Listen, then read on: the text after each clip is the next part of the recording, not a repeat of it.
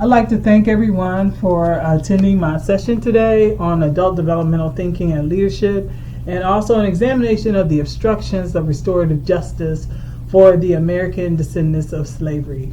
And you can visit the website to learn more about ADOS at ados101.com. Now, in this presentation, I will be using a theoretical framework called spiral dynamic theory. So if you have a QR reader, I'll give you a few seconds to kind of scan that so you'll have the handout. And if you don't, I'll be sure to make this available for those who want to view the presentation and that handout later. So I'm going to give you a few seconds to get that together.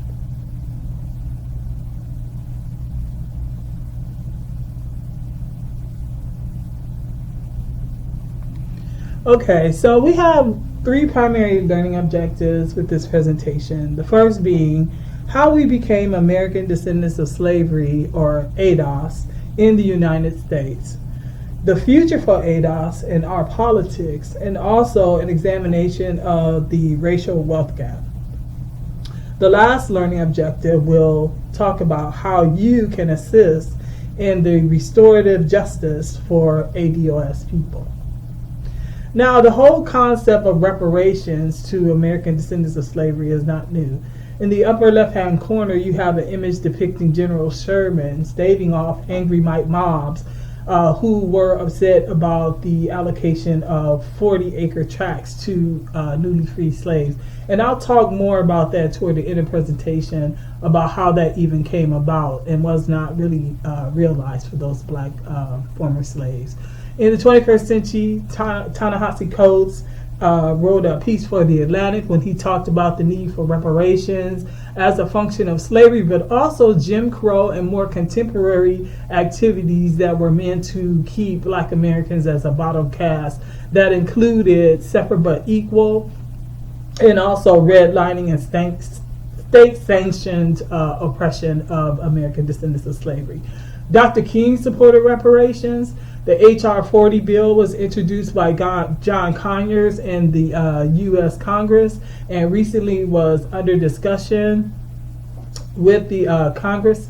And Claude Anderson also was on the heel in the past talking about reparations. And prior to his death, Johnny Cochran actually won reparations, he and a group of lawyers, for those people who were descendants of the Rosewood, Florida massacre.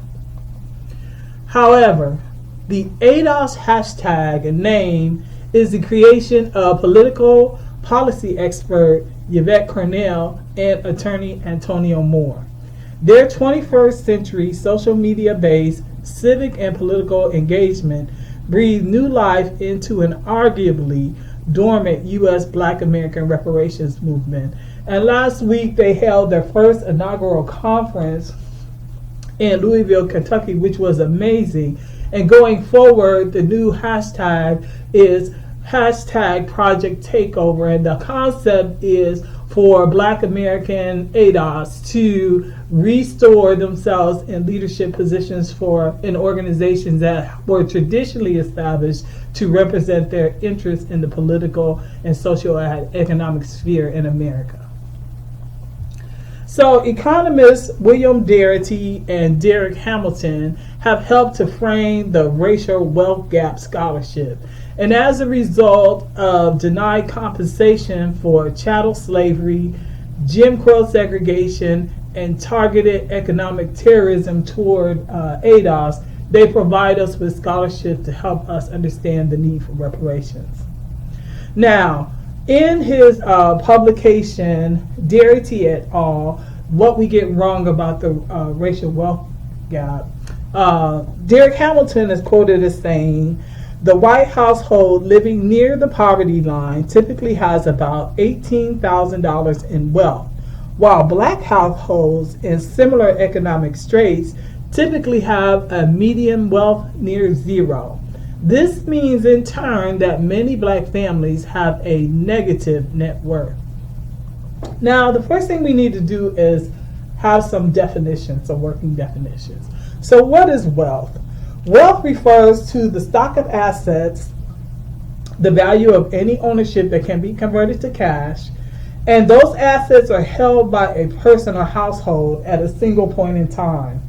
Now, liquidity involves turning an asset into cash. Income is different. Income refers to money received by a person or household over some period. Income involves wages, salaries, and cash assistance from the government. Now, the combination of what you own, your assets, and what you owe, your liabilities, make up your personal net worth. Now, here's a chart from the U.S. Census that tracked median household income by race between 1967 and 2018. And as you can see, the income differences by race are staggering, with Black American ADOS being at $41,361 in terms of 2008 dollars, and those of Asians and whites being almost double of what they have. But in terms of all the racial class, blacks continue to be the bottom caste in terms of household income. Darity's research was even more salient. So in this chart, he takes a median household net worth by race and education. And as you can see, the results are staggering again. When those whites who have a high school education have a higher household net worth than a black person who has a college degree. Now, there is a narrative going around that I really want to push back on, that it's not worth it to get a college education. That is not true. If you look at the chart and you look at the overall net worth potential of blacks with a high school degree versus one with a college degree, and even more so with a post-college degree, the difference is significant. So higher education over the long run has dividends for black families, but they pale in comparison to white families, particularly if you consider college having to be a function of taking out loans and debt. Now, here's another chart that shows racial wealth inequality being rampant in the United States with projections out to 2024. And as you see with this chart, the wealth inequity is tremendous between whites and blacks. And even over time, since 1983, you've seen how Latino groups, more immigrants, have come in and even surpassed blacks in terms of the amount of wealth that they were able to generate.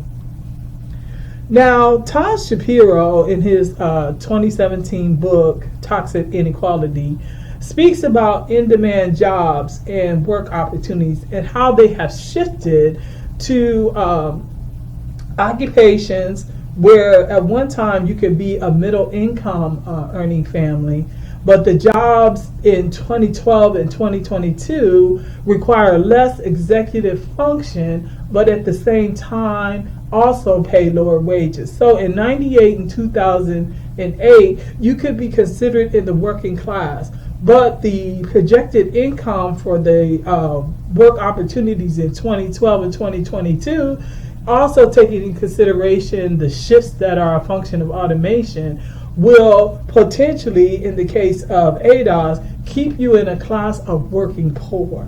So, and that's evident, and we were to just look at the cashier in 1998 and 2008. When we think about cashiers, currently in contemporary times, we are the cashiers when you think about self-checkout lines. So corporations have moved from people having a job as a cashier to more automation that allows you essentially to work for the company for free.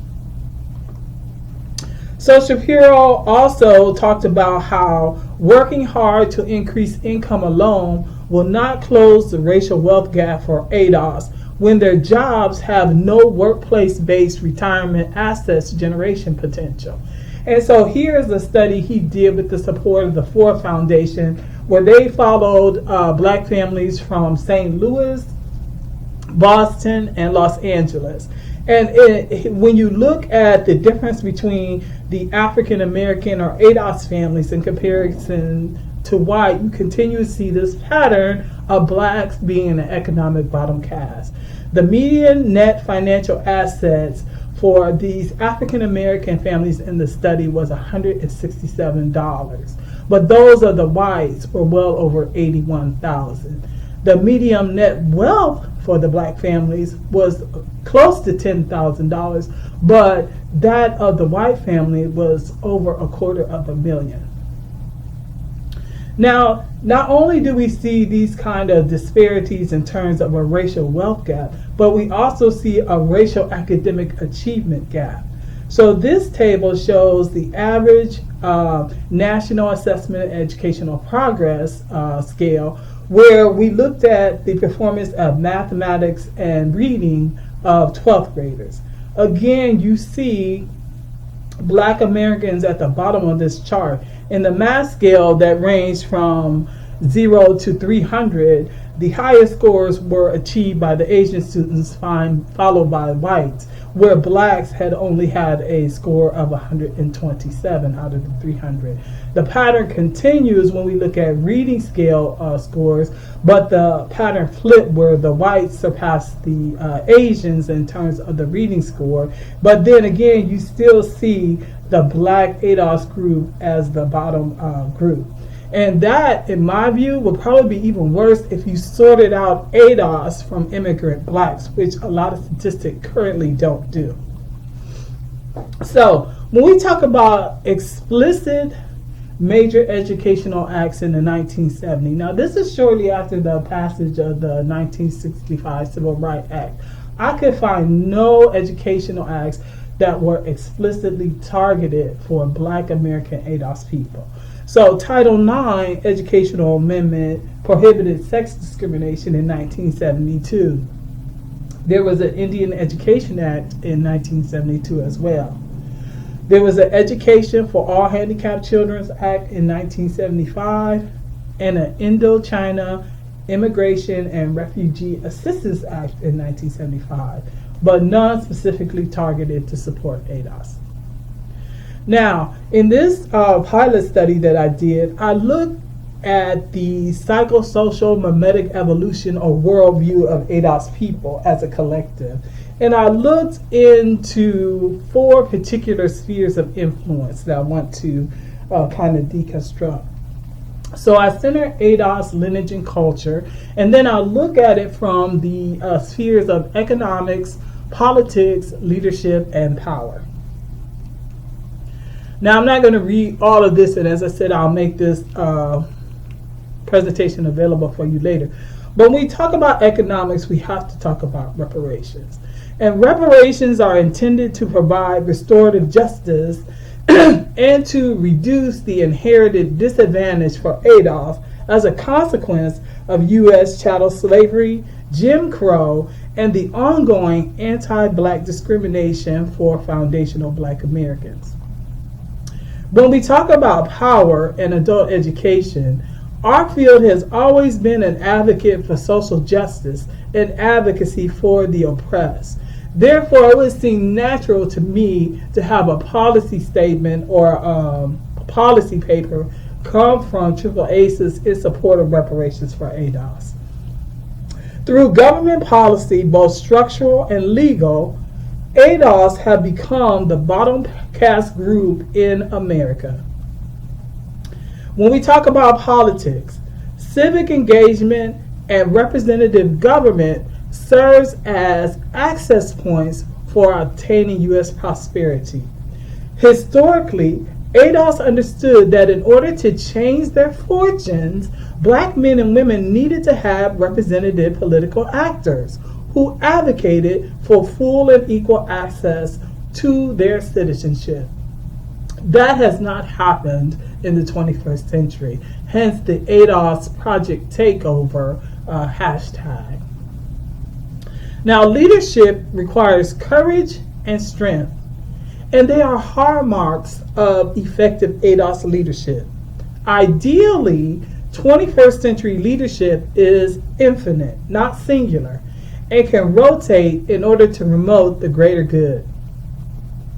So I did a mixed method pilot study where I looked at this phenomenon of misogyny noir. So essentially I looked at what were the experiences of black women, negative experiences in online learning space. So I interviewed 6 people who self-identified as black American, And then I also did a survey where I asked several questions. Now, to the right is the distribution of the groups by generation. So I had 110 participants take the survey, and 6 people did face-to-face interviews. And then I categorized them by generations. And I was really surprised to see that I got what I described as a generation of elders, and there were 5 people who took the survey that were 70 years and older, but all of them described themselves as Black. So here is the correlation matrix I produced from that data, and I looked at the socioeconomic status of the survey participants. And so there were no real surprises because I saw positive correlations between generation and education, between income and generation, and also between the highest education and income levels. But one of the things that surprised and shocked me was a statistic that was statistically significant at the 0.05 level, and that involved country of origin and highest education. So what I decided to do was look at that particular statistics and create a data crosstab table. So what I did was examine the question that asks, where have you spent most of your life relative to your country and citizenship? And so when you look at the educational distribution of the participants, there were 8 who had doctoral degrees, but there were only 2 who said that they had spent the majority of their life outside of the United States and held citizenship outside the United States. And both of those persons had doctoral degrees. And what I was seeing in the data and anecdotally is that the immigrant Black that comes to the United States is not similarly situated as the American descendant of slaves when you talk about socioeconomic status. These immigrant Blacks in a lot of instances are coming from very elite classes from their country. And so they don't share our cultural identity, lineage, and worldview. So I use this viral dynamic theory framework to identify leadership styles and collective worldview orientations among the ADOS who took my survey. And so just a little bit about spiral dynamic theory. Spiral dynamic theory is an adult development theory that holds that as adults mature, they have the capacity to move from very simplistic, lower order thinking to more complex, higher order thinking. And as you make these progressions, you oscillate between orientations that are very individualistic to those that are very collectivist. And there's a particular way in which you view the world and orientation with that worldview. So in my statistic, it was very interesting to learn that this particular sample of ADOS people was very, very highly green in their orientation. And so what I'd like to do now is give you a description of that particular worldview construct. So with the FS green system, it's very relativistic. It's a relativistic mimetic worldview marked by the exploration of personal inner self in conjunction with the inner self of others. There is a prioritizing of community, unity, and harmony as a promotion of shared societal resources for the benefit of all is valued. Notions of greed and dogmatic authoritarianism are rejected with this particular worldview, as decision making is based upon consensus, which is the promoted theme. Togetherness, harmony, and acceptance serves to replace the previous stage's scientific logic, which was the more orange mimetic worldview. Interpretive reality makes space for the metaphysical and one's feelings as an analysis tool. In this green mimetic worldview, the locus of control is external and collectivist in nature. So when I go on to look at some of the other systems, I'm not going to go through a lot of detail about them, but I want to talk about some of them. So you have this leadership style that's from this red-oriented mimetic worldview, and the colors are used as a mnemonic to describe that particular worldview system. And so in the red mimetic worldview, there's one leader, and the one leader is always fighting to maintain their position. This particular leadership style is express self in its orientation and looks to preserve its position without remorse.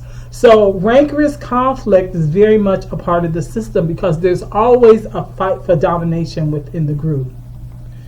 Now you have this blue system where you can have still this one idealized authority figure, but you can have several pyramids of authority. This orientation is more toward the collectivist oscillation. So we went from the red individualism to this more blue progressive collectivism. I like to describe this particular worldview examples as Dr. King and Malcolm X, because in this worldview there's this concept that there exists an ultimate truth, an ultimate authority. There's this attention to order and obedience of that authority. And so I saw that being manifested in the characterizations of the leadership of both Dr. King and Malcolm X. Now I'm going to skip the orange worldview for the sake of time and go straight to the green orientation I saw among my ADOS sample population. So as I said, I described what the green mimetic worldview, but what happens, there is no individual leader. That leadership starts as kind of this centralized idea, and then you have this notion of sacrifice now for reward now. So in the blue previous system where I described Dr. King and Malcolm X, the worldview is sacrifice now for reward later. But in the green worldview, the position is we're sacrificing now and we want reward now. So the single person leadership model is avoided here. And leadership is only given at the behest and consensus of the group. There exists more than one flat type of organizing among the organization because you have these subgroups who branch off to do their own kind of activist work.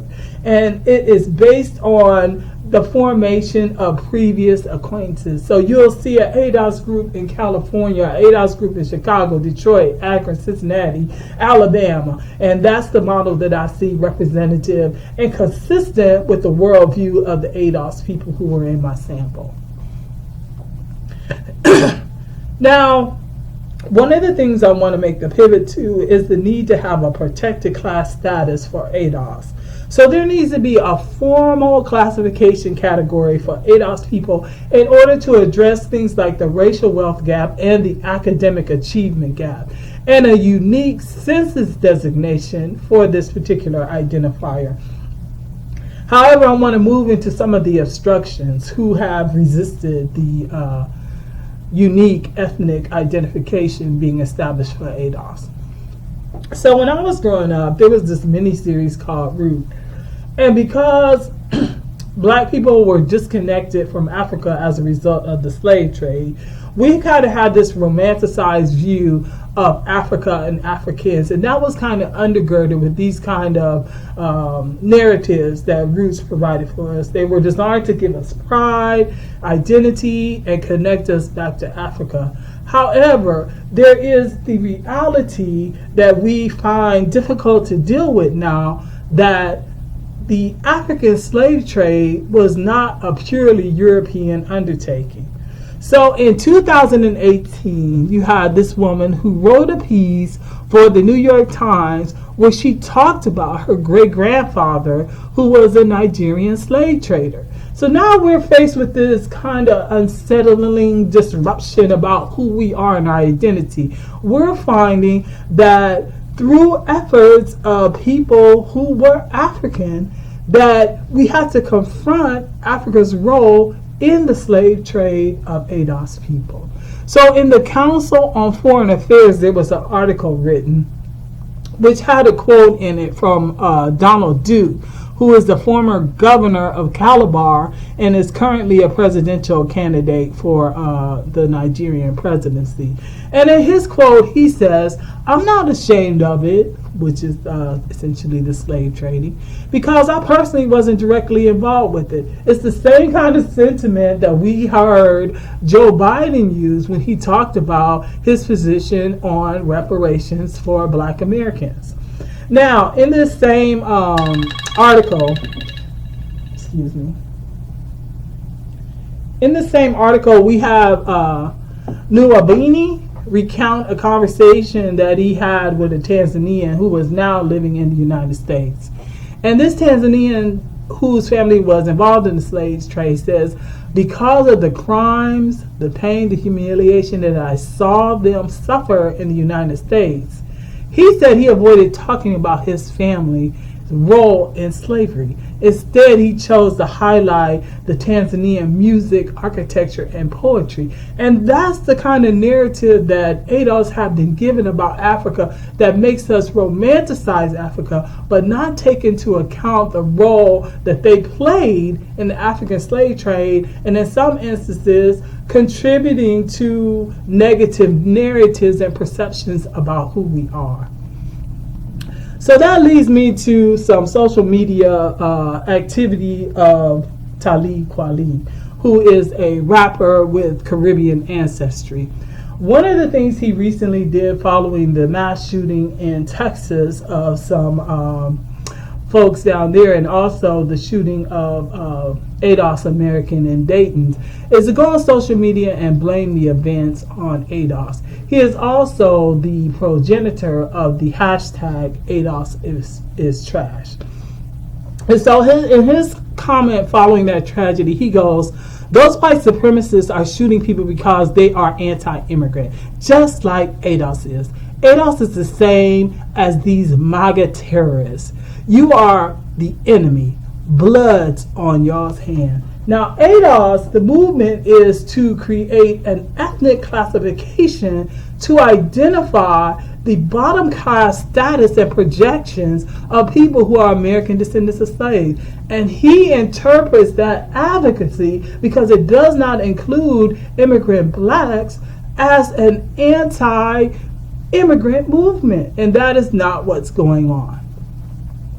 So you have an AAACE man on Twitter engaging with a white woman who is using that AAACE is trash hashtag. So essentially, she's calling an ethnic group of black people trash at the behest of these incentivized black celebrities like Talib Kweli in this instance, and in the case of Yvette Nicole Brown, a black actress. And so the AAACE Twitterer says, the tragedy is you blindly following a celebrity that has no political grounding. We are human beings. We are not trash. And even if she disagrees with our politics, what justification does she have for dehumanizing us and for you endorsing it? You also had a Twitter person who went on and was an American-born immigrant, but shares her perceptions about African Americans. So she says, as a first-generation American, I was taught not to interact with African Americans because they're, in today's vernacular, trash. I always had an issue with this, even when African Americans bully black foreigners. Growing up in a country where everyone who looks like you are in positions of power gives you a different perspective. And hence we have these terminologies like Akata being used to disparage and identify black Americans. Here you see Yvette Carnell engaging in some clarification for Talib, who is constantly using these kind of disparaging descriptions for AAACE. And she said, this is the problem with black celebrity, loud and wrong. I don't know why we should be concerned with what you think anyway. AAACE's life is imploding, and you obviously don't understand what the data suggests about the need and urgency of reparations movements and programs. And then you see Tariq Nasheed give pushback to Mitch McConnell, where he kind of flippantly talked about why he did not support reparations, saying that he was against reparations for slavery in part because it would be hard to know whom to pay. And Tariq pushbacks and says that McConnell is using all the white supremacist talking points as to why he feels black American descendants of slavery should not get what's owed to us. And so it's important to challenge these kind of celebrity narratives of black celebrities who don't experience the racial wealth gap of the average black ADOS person. So here you have Jonathan Capehart and his argument against reparations, saying, what blacks really want from America is an apology, and just dismissing the idea how restorative justice would require the paying of the debt that is owed economically with cash payouts to ADOS people. So I want to go next to what I call the finesse. And the finesse is this kind of orientation where you have black persons who present phenotypically black but don't identify with the ADOS ethnic group. So here we have a bi-ethnic Caribbean anti-reparations speaker, Coleman Hughes, who actually spoke at the HR 40 hearing against reparations for ADOS. And he talks about how he pretends to represent himself as an ADOS person when it's to his advantage to gain benefit. I think over time I started calling myself black rather than half Puerto Rican, half black. Not consciously or intentionally, but it just happened, and I think in retrospect, the reason I started doing that seems to me to be because there's much more to be gained in terms of social capital by calling yourself black.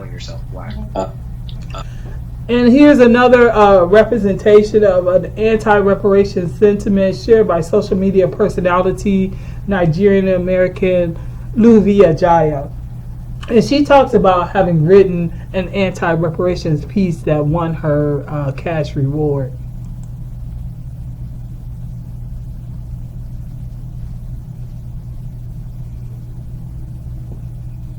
So I've definitely become more liberal.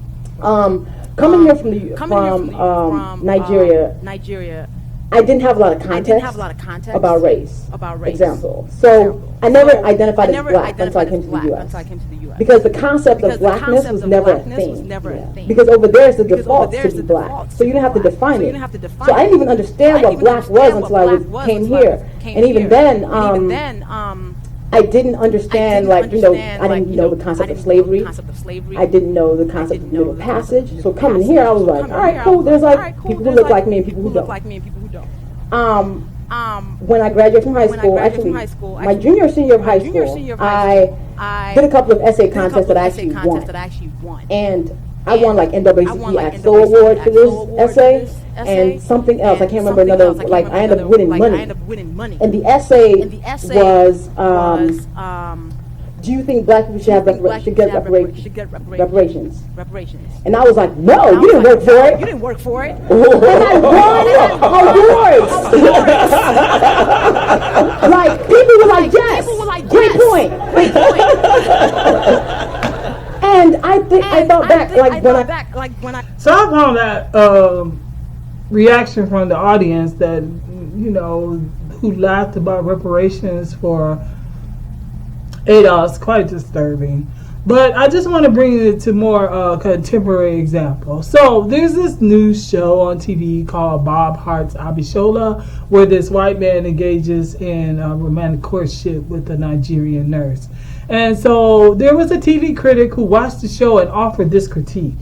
So TV critic points out that this new CBS show shows Nigerians denigrating black Americans. And so in a portion of the show, there's this discussion about who was marriage material for this Abishola character. And a friend of her, described as a spunky busybody, Kimmy, goes on to say, top of the list is Nigerian men, followed by the same tribe, Yoruba, then Nigerian men from a different tribe, Igbo, then other Africans, except Tunisians and Egyptians, and then they both go obviously, then Caribbeans, then white, then African American. So in terms of a hierarchy of marriage material value, this particular character found blacks at the bottom of that rung. And so in the critic's critique, she goes on to say, I'm curious how the series will go on to explore this. though I'm weary that by continuously highlighting the friction between these two groups, the series will by default become a platform for denigrating Black Americans. And so another popular author on Twitter who has almost 100,000 followers and has write these very popular futurist kind of sci-fi, black sci-fi novels. I think her name is Nindi Okorafor. She actually was born in Cincinnati, Ohio, and but she identifies as Nigerian. And so she was explaining to one person in a very kind of flippant way what the word Akata means. And so in her tweet, she goes to clarify, Akata is a derogatory term for Black American. And then she adds on American-born Nigerians or West Africans, but I've always heard it used in association to a descriptor to disparage ADOS Americans. And one of her books, her popular book, she has this character named Sunni, and she's called, the title of the book, Akata Witch. She has two other books, she has the Akata Witch and then the Akata Warrior. In each of the instances, she talks in a very disparaging way about these characters who are Black American and don't seem to know who they are. Now, there are terms that are designated to mute ADOS's unique history and identity, and these descriptors serve to erasure the impact and role of American chattel slavery on our contemporary lives in the United States, thus leading to a kind of insensitivity about the need for reparation as a means to address this racial wealth gap and academic achievement gap. So I want to share a testimony of sorts, from the past, from an actual slave that was done in 1949. And this particular interview occurred when my parents were 18. And thank God they're still with us today. Both my parents are 80 years old. And Fontaine Hughes is a 101-year-old former slave who lived to be 111 years old. At that time, he was one of the last living U.S. slaves. This is in 1949. His father was killed in the Civil War, and his grandfather was owned by President Thomas Jefferson. Hughes said when asked, he'd rather take a gun and end it all before he'd be a slave again. So I want to share part of his testimony for us to listen to and reflect on. Can't get a man for $50. You pay a man now $50 a month, you don't want to work for it. More like $50 a week nowadays. Yes, exactly. They want $50 a week, and they ain't got no more now, and we had them, and we, no more money, but of course they bought more stuff, more property, and all that, but we didn't have no property, we didn't have no home, we had no nothing, we didn't have nothing, and just like the cattle, we just turned out, and get along the best you could. Nobody to look after us. We've been slaves all our lives. Your mother was a slave, your sister was a slave, father was a slave. Who was your father a slave for, Slave? He's a slave for Burnley. He belonged to Burnley. Didn't he belong to Thomas Jefferson at one time? He didn't belong to Thomas Jefferson. My grandfather belonged to Thomas Jefferson. But your grandfather did. Yeah. And my father belonged to Burnley. And Burnley died during the wartime because he was afraid he'd have to go to war. But now, in them days, you could hire a substitute to take your place. Well, he couldn't get a substitute to take his place, so he ran away from home.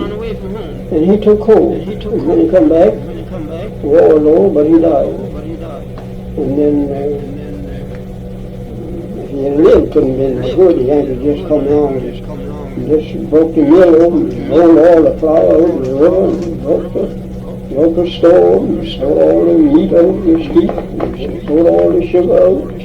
And we boys would pick it up and give it to mill missus and master, young master, until we come to the... Well, I don't know how, I don't know, to tell you the truth. When I think of it today, I don't know how I'm living. None of the rest of them as I know are living. I'm the oldest one that I know is living. But still, thankful to the Lord. Now, if my master wanted to send me, he never said you couldn't get a horse and ride and walk. You'd be barefooted, cold, but he wasn't no more a dog. He wasn't treated as good as he treats dogs now. But still, I don't like talking because it makes people feel bad. I could say a whole lot I don't like to say. I won't say a whole lot more. Do you remember much about the Civil War? No, I don't remember much about it. You were a little young then, I guess. I remember when the Yankees come along and took all the good horses and sold all the meat and flour and sugar and stuff out in the river and let it go down the river. And they know that people wouldn't have nothing to live on, but they done that. That's the reason why I don't like talking. And if you was cooking anything, you can have for yourself. And if they was hungry, you wouldn't eat it all up and eat it, get nothing. They just come in and drink up all the milk. Just do as you please. The time to be passing by all night long, walking, mudding, running. Oh, they have a color there. Colored people is free, Lord, they all for thankful. And some of them are sorry they are free now. Some of them now would rather be slaves. Which would you rather be in, Claire? Me? Which I'd rather be? You know what I'd rather do? If I thought, had an idea, that I'd ever be a slave again, I'd take a gun and end it all right away. So, Father Hugh's testimony was powerful because he talks about how people who were released as slaves wanted to become slaves, because when you release people with no resources, no economy, no ability to take care of themselves, then several of them wanted to return to be slaves. But Father Hughes talked about how horrible a situation was. If that was the choice for him, he'd rather take a gun and end it all. And that brings me to the betrayal by Union General Jeff C. Davis in 1864. So in December 9th of 1864, during the Civil War, General Davis crossed Ebenezer Creek with his 14th Army Corps and its advance towards Savannah, while General William T. Sherman, who I mentioned at the beginning of the presentation, made a march to the sea. Davis hastily removed the pontoon bridges over the creek, and hundreds of free slaves following his army drowned trying to swim the swollen waters to escape the pursuing Confederates. Following a public outcry, Secretary of War Edward Stanton met with Sherman and the local black leaders in Savannah.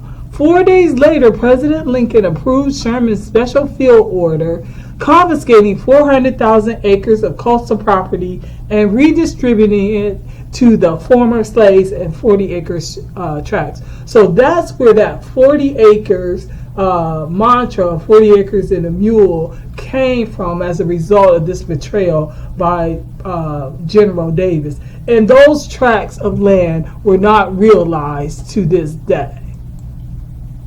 So what can you do for AAACE justice? So I created some bullet points to talk about what can be done if interested in being an ally on behalf of justice for AAACE and reparations.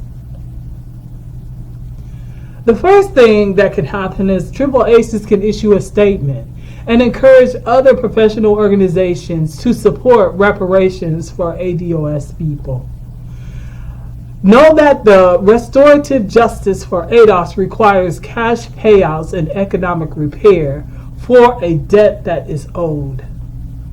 Support a federally protected class status designation for Black ADOS and a federal Office of ADOS Affairs, similar to the Office of Indian Affairs that we have, and reparations with targeted reparations and programming.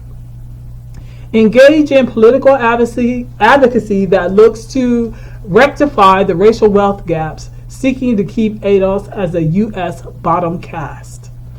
Being civically engaged on behalf of the healthy well-being and community development agenda for ADOS. Hold accountable mass media and other offensive promotions of anti-black ADOS imaging in the public sphere. Promote the academic research showing that a lack of deserved financial stability for ADOS jeopardizes community existence and the ability to thrive in America. Understand that universalist programs maintain the zero wealth projection for ADOS, or foundational black Americans, by 2053, in a nation whose riches they and their ancestors built. And so I'm going to close out the presentation with a very popular mantra that we hear on social media. And I think it was created by one of the members of the New Black Media on YouTube named Professor Black Truth. And the mantra is simply cut the check. So thank you for your time and attention. Here are my references, so you can, reference some of the books and resources that I have for this presentation. And I thank you for your time and attention, and welcome any questions that there might be. And you can either send them to me by email, or, with the time remaining, we can have a discussion. Thank you.